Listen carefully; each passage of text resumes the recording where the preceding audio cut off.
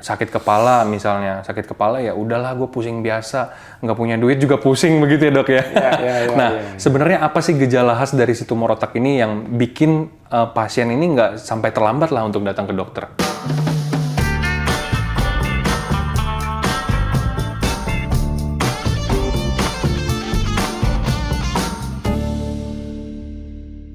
Selamat datang, Dr. Agung Heri.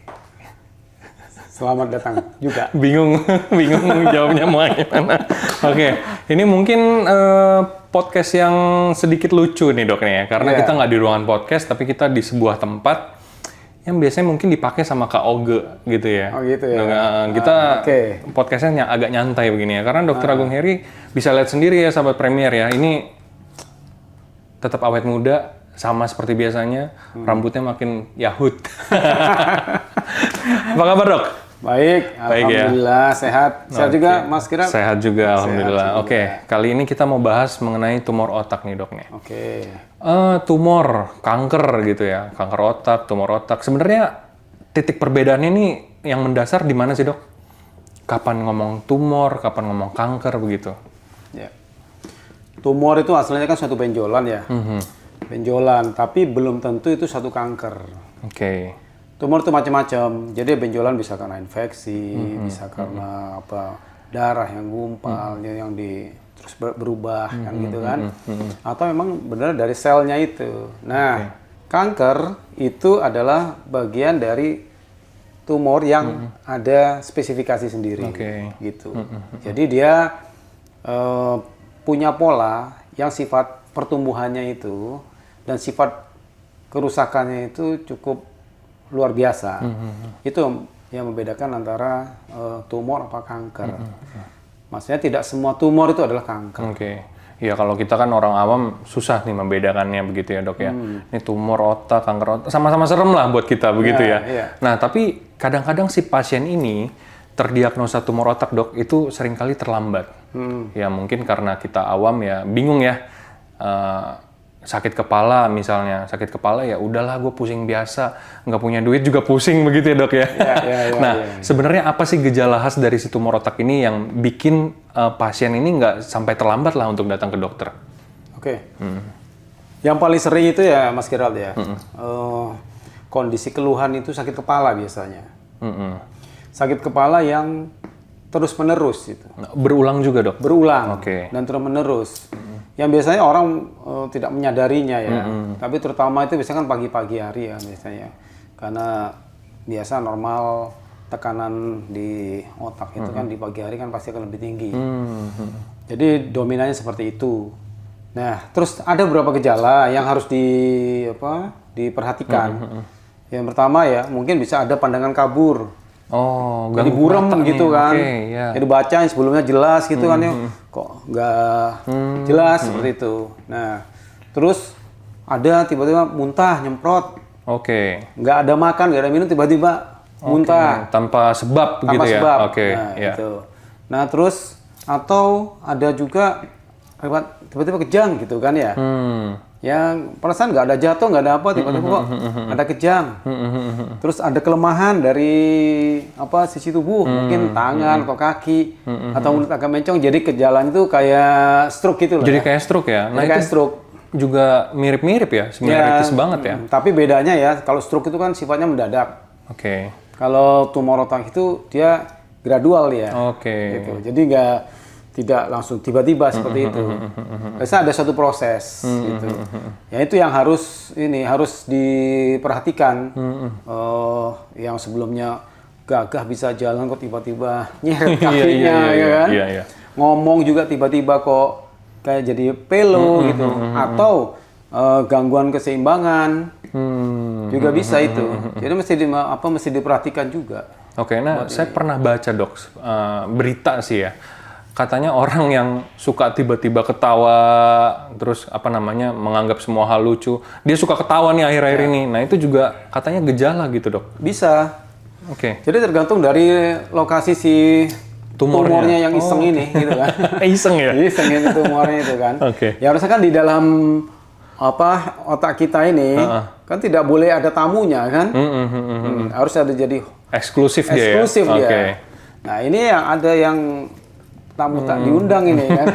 Ada di dalam itu kan. Tamu iseng lagi. Iseng lagi ini. Udah tamu iseng pula ini kan. Nah, terutama biasanya kalau kena daerah otak depan, itu bisa mengganggu kepribadian. Yang sebelumnya orangnya mungkin penyabar gitu kan ya, ngomongnya kalem, tiba-tiba jadi pemarah, jadi sensitif. Nah, seperti itu. Atau juga bisa orang yang sebelumnya cerewet ya kan, gitu kan, tiba-tiba jadi dia kok jadi pendiam, bukan kalem lagi, udah pendiam nih. Kok kayak bengong-bengong, nah itu harus diwaspadai. Oke. Nah dok, untuk tumor otak ini sendiri ya, mungkin jalan keluar yang paling besarnya adalah operasi begitu. Nah kapan dokter itu mencetuskan, oh ini pasien harus operasi, harus tindakan lah. Tapi bisa nggak kalau nggak tindakan begitu dok? Ya, sebenarnya modalitas untuk terapi tumor otak itu ada 3 sebenarnya. Yang pertama itu memang dengan operasi atau dengan radiasi, dengan penyinaran. Yang terakhir bisa dengan kemoterapi. Tergantung dari stage tumornya itu. Kan ada stage tumor bisa ada 4 kan ya. Paling yang 1, 2 itu grade-nya mungkin masih jinak, yang grade 3, 4 ini yang udah ganas ya, ke arah keganasan. Ya paling kalau grade 4 ya. Tapi pada prinsipnya tidak semua tumor itu harus dioperasi. Tergantung dari lokasinya ya. Lokasinya itu di daerah yang vital atau kemungkinan sumber dari tumornya itu dari sel berasal dari tempat yang vital kan nggak mungkin bisa diangkat semuanya. Itu resikonya malah lebih fatal. Nah, biasanya kalau tumor-tumor yang memungkinkan kita bisa batas tegas atau di permukaan, itu yang mungkin bisa kita ambil. Karena target kita kalau kita lihat kemungkinan jinak, itu target kita harus total. Gitu. Tapi ya modalitas itu tadi. Jadi kita harus combine. Tidak semuanya itu harus pasti operasi. Mungkin cukup dengan biopsi juga bisa. Dengan biopsi habis itu kita lihat hasilnya apakah sudah sesuai dengan suatu keganasan atau ternyata jinak kan gitu kan. Nah itu bisa dengan modalitas dengan penyinaran, dengan radioterapi. Kalau memang ternyata si tumor itu mungkin berasal dari tempat yang lain, itu bisa dengan kemo gitu kan. Nah kalau misalnya kita udah ngomongin kemoterapi itu kan sangat erat hubungannya sama kanker dok. Apakah itu memang perlu berkoordinasi juga dengan multidisiplin yang lain seperti mungkin dokter onkologi begitu dok? Ya, pastinya itu. Pastinya ya. Pastinya. Jadi kalau kita lihat hasil biopsinya atau hasil operasinya sedang mengarah kepada suatu keganasan, ya mau nggak mau ya, harus kita pasti akan kolaborasi juga tuh. Nah itu dia sahabat Premier ya. Jadi kalau memang berpikir tumor atau bagaimana gitu, jangan langsung berpikir gue harus operasi terus bikin takut nih ke dokter gitu ya. Jangan ya. Padahal kan risikonya malah lebih parah kalau tidak tertangani dengan baik. Nah, dok boleh cerita sedikit nggak bagaimana sih sekarang ya teknologi itu kan udah mutakhir lah. Untuk operasi tumor otak sendiri, kalau memang harus operasi begitu dok, bagaimana dokter meyakinkan pasien bahwa ya semua akan baik-baik saja seperti itu dok. Mungkin memang ada risikonya, tapi memang semuanya akan tertangani dengan baik. Mungkin teknologi yang sudah maju begitu dok. Ya kalau dibanding 10 atau 20 tahun yang lalu ya, jelaslah kita mengalami satu kemajuan yang signifikan ya di bidang teknik operasi untuk tumor otak ya. Dengan alat-alat yang canggih yang sudah kita punya, itu kan memitigasi faktor-faktor risiko yang bisa berakibat pada ancaman jiwa kan, atau kecacatan permanen. Jadi modalitas kayak CT scan, MRI kita yang sudah luar biasa ini di Indonesia ini ya. Saat ini sih untuk tindakan-tindakan masalah tumor otak itu jauh lebih baik lah. Jauh lebih baik. Itu ya. Jadi modalitas semua fasilitas-fasilitas di rumah sakit juga sudah lebih mutakhir untuk saat ini dibandingkan 10 dan 20 tahun yang lalu. Nah dok, ini mungkin agak sedikit keluar dari konteks. Mungkin sahabat Premier juga pernah ya nonton sebuah video ada operasi, mungkin kraniotomi atau kraniektomi gitu ya. Tapi pasiennya ini sadar dok. suruh main gitar, suruh bernyanyi. Itu kenapa harus begitu, Dok? Ya, jadi gini. Itu salah satu cabang ilmu dari bedah saraf, yaitu namanya neurofungsional. Neurofungsional itu namanya awake surgery. Kalau untuk tindakan operasinya itu diperlukan pasien dalam kondisi sadar saat dilakukan tindakan operasi itu. Jadi kita benar-benar mentarget poin tertentu di dalam otak itu, dan kita harus lihat langsung keluhannya itu.